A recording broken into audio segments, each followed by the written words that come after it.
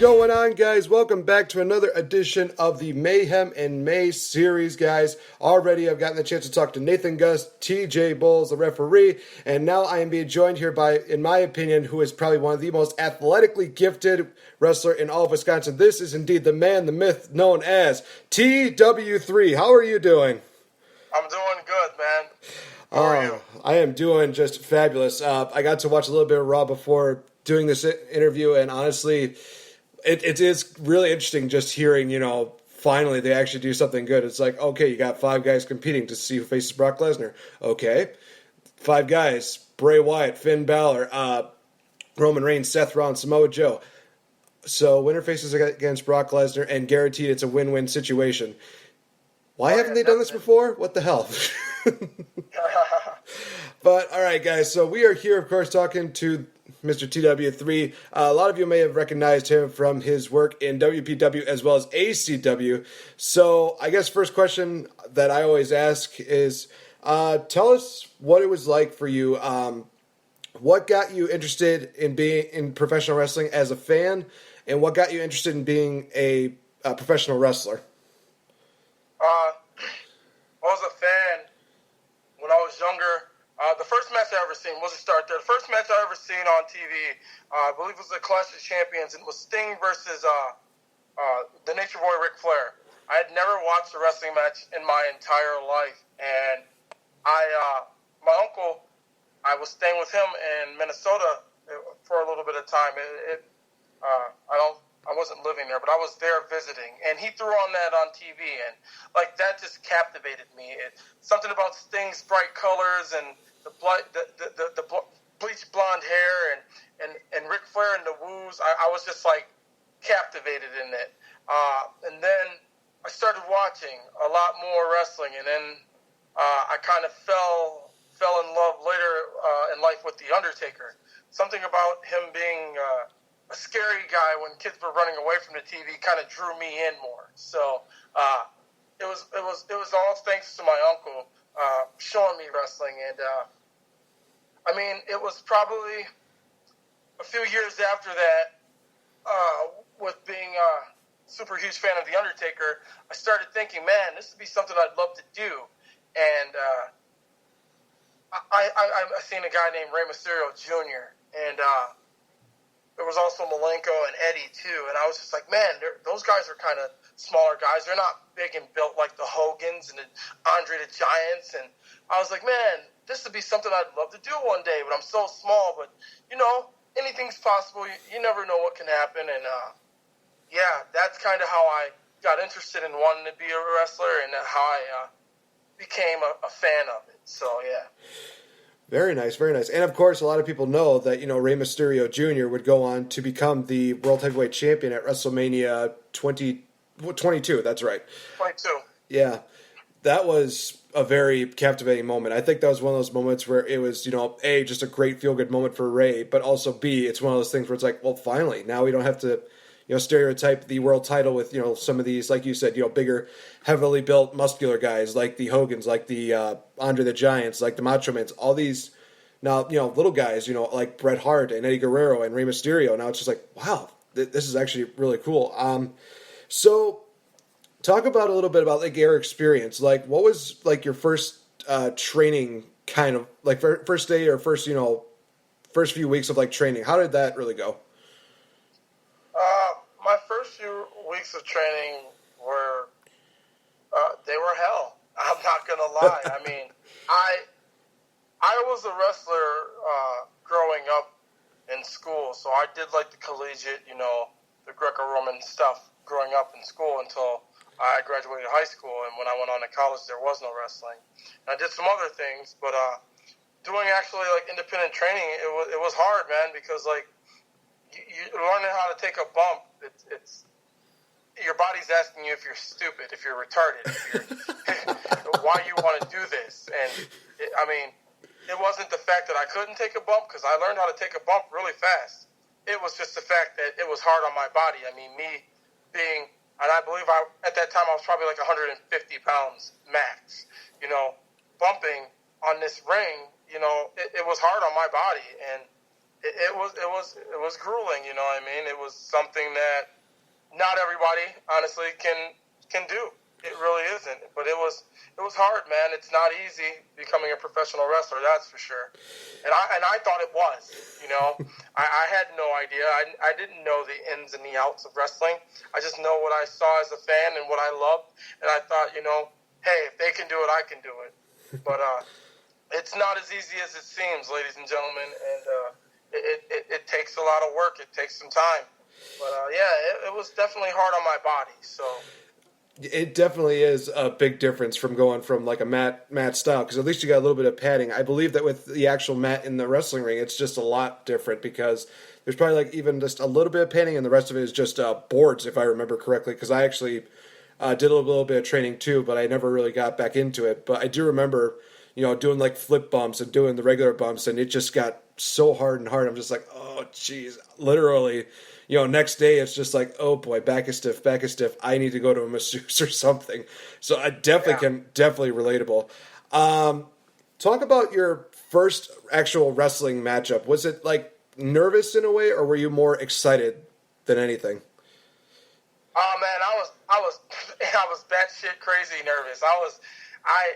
It was at a fair show, and I broke in as a heel, doing the towel boy gimmick as Thomas Walton III, and I was wrestling a guy who at the time, he had been around for a while, but a littler guy like me, Justin Dredd, and that was my first match. Like my actual first match was against Justin Dredd, and I was nervous as hell. Like, I mean, Dredd's been doing this, and Dredd's really good now, but he was still really good then, and I greener than goose shit. First match. I didn't want to mess up anything. So, yeah, I was definitely nervous. I was excited, but more nervous than anything. So Towboy, is that kind of like the like with the I'm trying to remember what his name was. Dalton Castle's, like, the Dalton Castle's boys, kind of like that kind of gimmick, or was it different? It was more like a butler type gimmick. Like I broke in and I was the towel boy / butler for Cadillac Nick Colucci, Irish Chase McCoy, and Irish Mickey McCoy, and Tejas. And our manager was the Reverend Ben Johnson. And the group, it was a group, and we were the foreign franchise. And I was just that guy that, I dusted off their boots if I came out and I managed them. And Tan Ann was actually part of that with us, too. She was my manager for my first match. And the foreign franchise pretty much had a butler, and I did all their, the cleanings of their shoes. And I was a step stool. There were times that I would be sitting at ringside with them watching a main event, but I'd be on all fours while one of them had their feet on me like a footstool. So that was the gimmick that I was doing, and it was when you break into wrestling, you don't get to choose everything that you do.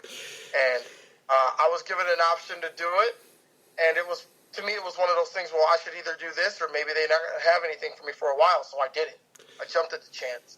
And that's kind of where the TW3 Thomas Walton III thing came from, man. It was just, it was the towel boy, and that's what I was. So basically you were almost like a modern day kind of Virgil, only a little bit. Only I think I was the modern day Virgil. only a little without the whole $1 million man gimmick and the money, and you know what I mean. Right. So eventually, you had to break up from this group. Was it kind of your idea to break up from the group, or was it just them saying, okay, we see a little bit of potential in you, let's give you a singles run? Well, they knew they were going to break me off from the group. They just didn't know how soon it was going to be. And in the promoter's eyes, hey, it was time to do it as soon as they did it. It first started with me getting an opportunity in a match where I had no business being in whatsoever. But it was a six-man, a six-way, and it was for the NWA Wisconsin at the time X-Division title. And I won because the guy who was the champion at the time, Esteban Molina, was taken out by Dredd. And what happens is I was like down on the ground. I forgot who knocked me down, hit me with their move or whatnot. But Dredd hit Esteban Molina with his Dredd KO, and he went over to me and he put me on top of Esteban, and the 3 count was counted. And it was one of those things where I woke up and I was the NWA Wisconsin X Division champion. But before I could even grab the belt, because I was that servant, I was that guy, Nick Colucci took the belt from me, and at the time he was also the heavyweight champion. And he held the belt for me everywhere I go, wherever I defended it. They brought it out. I never touched it. It was foreign franchise property. I was a champion, but it was their property. So it was quite the thing. But obviously, the way it happened is I got tired of their shit, and it was an uprising against the foreign franchise. And I battled each and every one of them until I got to Colucci, where we had a title versus title match. It unfortunately ended in a DQ where I won the match, but I didn't win the heavyweight title. But I was still X Division champion. But it was just an uprising, and that's kind of where the TW3 thing came from. No longer was I going to be looked upon and looked down on. As a servant, I was going to be my own man, and I was going to go to a different part of my roots where I really came from, because we billed me from the Hamptons, but obviously that was something that the foreign franchise came up with. I, was from the streets, and TW3 was the name. It wasn't Thomas Walton III. That was like my quote-unquote slave name. So I broke those chains, so to speak, and then TW3 was just, reborn. Wow. Yeah, that was actually going to be my next question, where the name TW3 came from. But, I mean, built it up like that. That is pretty awesome. I mean, honestly, it's one of those names that really stood out. Like, I've heard of wrestlers like, TNT or some other guys who just have, 3 letters or 3 numbers as their name. Of course, Right. probably one of the famous ones being 123 Kid. But, for somebody to, have that kind of a backstory behind it, that's really amazing. That is just completely awesome. So, throughout your wrestling career, I'm guessing you've had to have quite a few amazing matches. In your opinion, who is probably one of your favorite people to work with, and what matchup do you remember most working with that person? I mean, if you have to do like a top 5, then go for it. I mean, I don't want anybody to think like, oh, you're specifically picking just this one person because blah blah blah blah blah. It's like, no, if you want to show favorites, pick top 3, top 5. Your call, man. Oh man, that's hard, man. That's 10 years of thinking Oh to man. go back on right now. I mean, I'll say one of them happened not too long ago. I had probably one of the,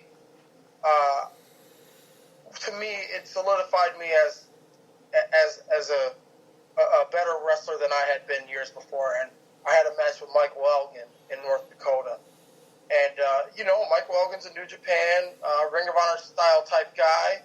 I had never really worked a match like that. And I actually went out there and tore down the house with Michael Elgin. I kept up with everything he did. Everything that we did together was exciting, and I learned a lot that day. Earlier in the day, we did his seminar, and I learned a lot that day. So I guess I'd have to say that's 5. That's number 5. Man, my top match, I guess we'll go down the line. Number 4 would be my feud with Bucky Collins, Buck Nasty, down in Illinois. They put us together one night at this promotion in Illinois, and said, hey, you're going to wrestle, Bucky Collins. I know you guys have never met, but we kind of want to run with something here. We want to see what happens. Me and Bucky got in the ring together, not seen anything that either of us done. We talked a little bit, and it was magic. It was like